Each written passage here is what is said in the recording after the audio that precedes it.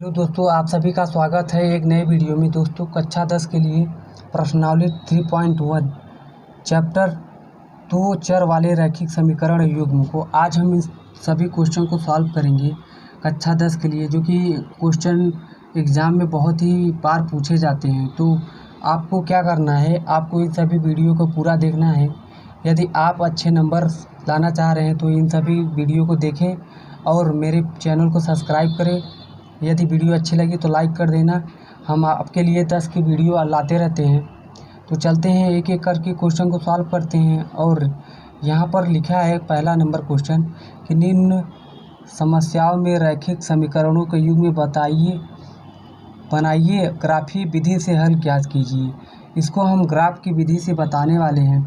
तो क्या है पहला क्वेश्चन, कक्षा 10 की 10 विद्यार्थियों ने एक गणित की पहली प्रतियोगिता में भाग लिया। यदि लड़कियों की संख्या लड़कों की संख्या से 4 अधिक हो तो प्रतियोगिता में भाग लिए लड़कों और लड़कियों की संख्या ज्ञात कीजिए। इसको कैसे करते हैं, वीडियो को अंत समय तक देखेंगे तो आपको ज़रूर इन सब क्वेश्चन समझ में आएंगे। तो चलते हैं, हम दूसरे पेज में इसको सॉल्व करते हैं। यहाँ पर एक बार और क्वेश्चन को हम रिपीट कर देते हैं। कक्षा 10 के 10 विद्यार्थियों ने एक गणित की पहली प्रतियोगिता में भाग लिया। यदि लड़कियों की संख्या लड़कों की संख्या से 4 अधिक हो तो प्रतियोगिता में भाग लिए लड़कों और लड़कियों की संख्या हमको ज्ञात करना है। तो लड़कियों और लड़कों का संख्या इसमें हमको पता नहीं है। हमको क्या करना है कि अगर हम मान लेंगे तो हमको यहाँ पर क्या करना होगा, पहले हम माना लड़कों की संख्या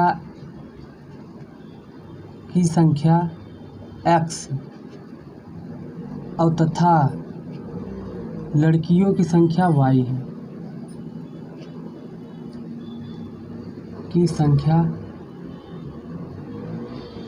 है, हमको पता नहीं है। तो क्या करना होगा, हमको इन सभी क्वेश्चन के अकॉर्डिंग मान लेना है। तो क्या है कि यहाँ पे लड़कों की संख्या x और लड़कियों की संख्या y हो जाएगा। अब यहाँ क्या करेंगे, प्रश्न के अनुसार यहाँ पर क्या था कि कक्षा 10 के 10 विद्यार्थियों को मतलब कि लड़की लड़का दोनों की संख्या पहली प्रतियोगिता में भाग लिया। तो यदि हम लड़का की संख्या x माने थे तो यहाँ पर x अगर प्लस y करेंगे बराबर 10, यानी यहाँ पे लड़के और लड़कियों की संख्या जो था वो 10 था। ये यहाँ पे लिखा गया था 10 के 10 विद्यार्थियों। तो 10 के 10 विद्यार्थियों में लड़के और कुछ लड़कियां भी थी, तो लड़के प्लस लड़कियां बराबर टोटल हो जाएंगे 10 विद्यार्थी। आई होप इतना समझ पा रहे होंगे। इसको हम क्या करेंगे, इक्वेशन 1 बना लेते हैं। अब क्या करेंगे, हमको इसको इक्वेशन 1 सेकेंड बनाना है। तो अब हम लिखेंगे, यहाँ पर लिखा है यदि लड़कियों की संख्या लड़कों की संख्या से 4 अधिक है। तो यदि हम लड़कों की संख्या अगर बराबर लिखें लड़कियों की संख्या बराबर लड़कियों की संख्या, यहाँ पर कह रहा है कि लड़कों की संख्या से 4 अधिक है। 4 किसका अधिक है, लड़कियों की संख्या 4 अधिक है लड़कों से। तो क्या करेंगे, यहाँ पर हम लड़कों में क्या करेंगे, 4 को प्लस कर देंगे, यानी जब यहाँ पर कमी कहेगा तो यहाँ पर हम प्लस कर देंगे। आई होप इतना समझ पा रहे होंगे। इसको हम क्या करेंगे, इक्वेशन नंबर सेकंड बना लेंगे। अब क्या करेंगे, हमको इसको सभी ग्राफी रूप में सॉल्व करना है। यहाँ पे हमने दूसरे पेज में x और y के अलग अलग वैल्यू को रखा है। जैसे अगर यहाँ पर कोई भी वैल्यू यानी x और y का हमको अलग अलग वैल्यू निकालना है तो क्या करेंगे, पहले हम y बराबर अगर 0 मान लेंगे तो x बराबर क्या हो जाएगा, 10 हो जाएगा। इस तरीके से हम अलग अलग वैल्यू निकालेंगे। तो यहाँ पर क्या है, अगर हम x बराबर 5 रख दें, यानी x बराबर 5 रख दें तो y बराबर कितना हो जाएगा, यहाँ पर 5 हो जाएगा।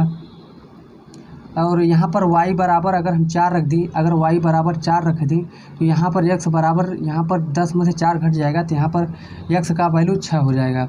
आई होप इतना समझ पा रहे होंगे। यदि यहाँ पे समीकरण नंबर दूसरे से अगर दो वैल्यू निकालना होगा तो यदि x बराबर अगर हम 0 रख देंगे, x बराबर 0 रख देंगे तो y बराबर 4 हो जाएगा। तो यहाँ पर हमने 4 रख लिया है। यदि हम x बराबर -2 कर लेंगे, यहाँ पर अगर x का वैल्यू -2 रख लेंगे तो यहाँ पे -2 और प्लस का 4 यहाँ पे अगर घट जाएगा तो 2 हो जाएगा। तो y बराबर यहाँ पर 2 आ जाएगा। एक बार हम इसको और रिपीट कर देते हैं। यदि यहाँ पर y बराबर 5 रखते हैं, यहाँ पर अगर y बराबर हम 5 रखेंगे तो यदि हम x बराबर करेंगे 10, जब इधर जाएगा तो माइनस का 5 हो जाएगा, यानी यहाँ पर 5 बचेगा। तो यहाँ पे x बराबर 5 हो जाएगा। यदि y बराबर हम यहाँ पर अगर 4 रख लें तो अगर इस तरफ लाएंगे, अगर 10 में से 4 घटाएंगे तो x बराबर यहाँ पर 6 हो जाएगा। आई होप इतना समझ पा रहे हैं।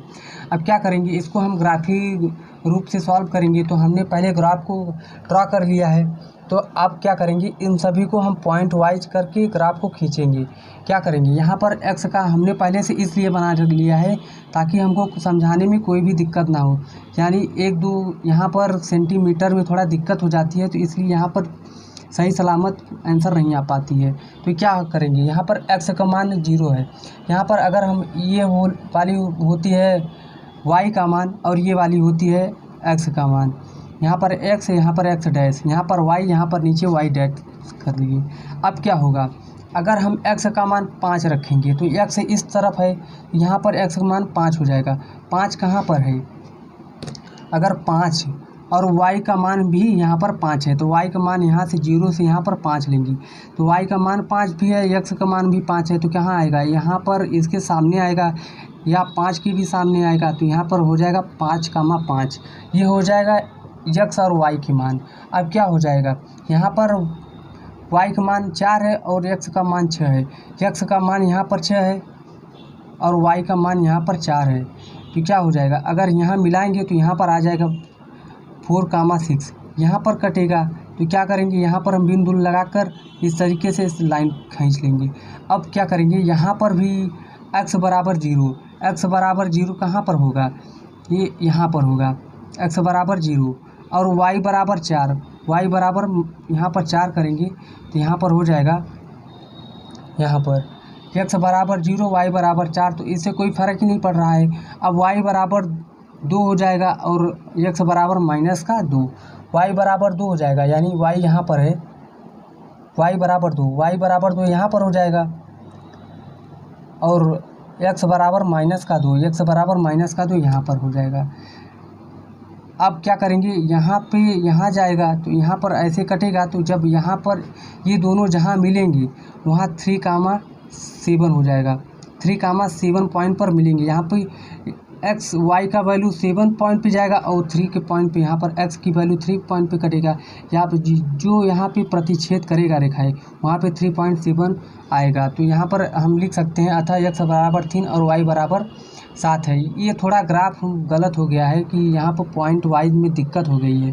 तो आप इतना समझ लेते हैं तो अपने से खुद सॉल्व कर पाएंगे। तो आई होप यह क्वेश्चन पहला नंबर आपको समझ में आया होगा। दोस्तों यहाँ पे क्वेश्चन नंबर दूसरा है कि 5 पेंसिल तथा 7 कलमों का मूल्य 50 रुपये है। 7 पेंसिल तथा 5 कलमों का मूल्य 46 रुपया है। तो एक पेंसिल का मूल्य तथा एक कलम का मूल्य ज्ञात कीजिए, यानी ग्राफ कीजिए, निकालिए। तो ये क्या होगा, हमको पेंसिल और कलम का मूल्य मालूम नहीं है तो हम क्या करेंगे, पहले हमको मानना पड़ेगा कि माना पेंसिल का मूल्य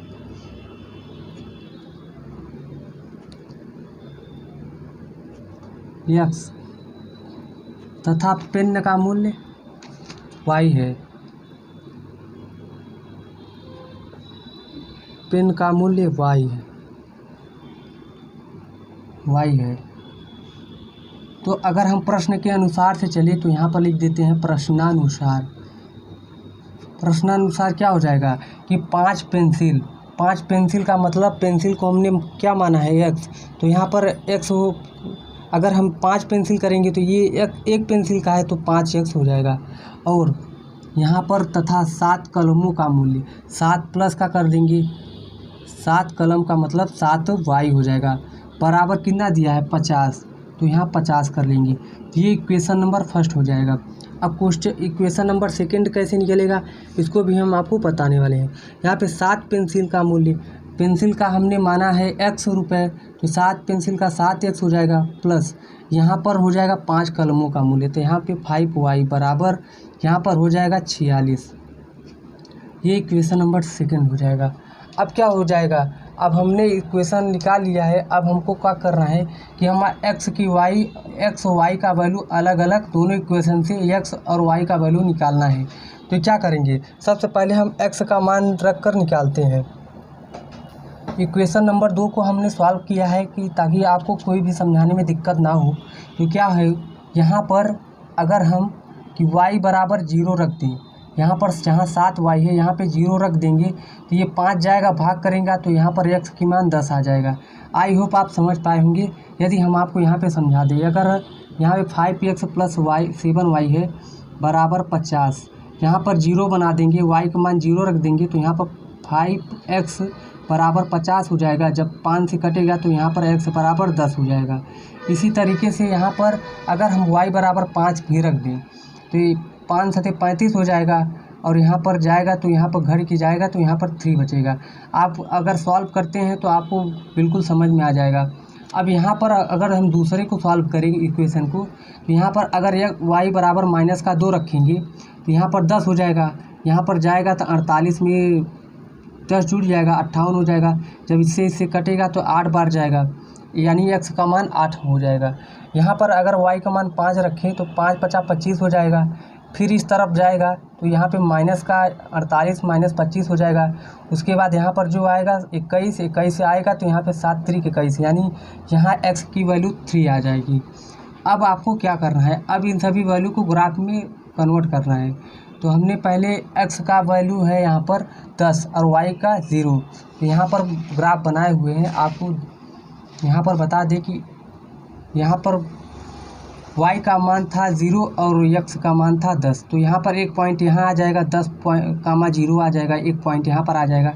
अब यहाँ पर y का मान 5 है और x का मान 3 है। यहाँ पर अगर हम y का मान 5 रखें, यहाँ पर y का मान 5 है और x का मान 3 है। यहाँ पे 3,5 कहाँ आएगा, एकदम सामने जाएगा यहाँ पे तो यहाँ पर हो जाएगा 3,5। थोड़ा दिक्कत हो गई, ये पॉइंट जो है यहीं मिलनी चाहिए था, 3,5 हो जाएगा। अब क्या करेंगे, हम दूसरे समीकरण को भी देख लेते हैं। यहाँ पर अगर x बराबर 8 है तो y बराबर -2 है, तो x बराबर 8 यहाँ पर आएगा और y बराबर -2 यहाँ पर आएगा। तो अब यहाँ पर है कि y बराबर 5 और x बराबर 3। y बराबर अगर 5 देखें तो यहाँ पर 5 है, यहाँ पे x बराबर 3 यहीं पर आएगा। तो जो हमारा 2 बिंदु कटेगा वही होगा आंसर। यहाँ पर 3,5 हो जाएगा। यहाँ पर कटा हुआ है, थोड़ा सा मिस्टेक हो गया है, आपको सही से बनाना है ताकि मिस्टेक ना हो। तो क्या करेंगे, अतः x बराबर 3 और y बराबर 5 आ जाएगा, यही हो जाएगा आंसर।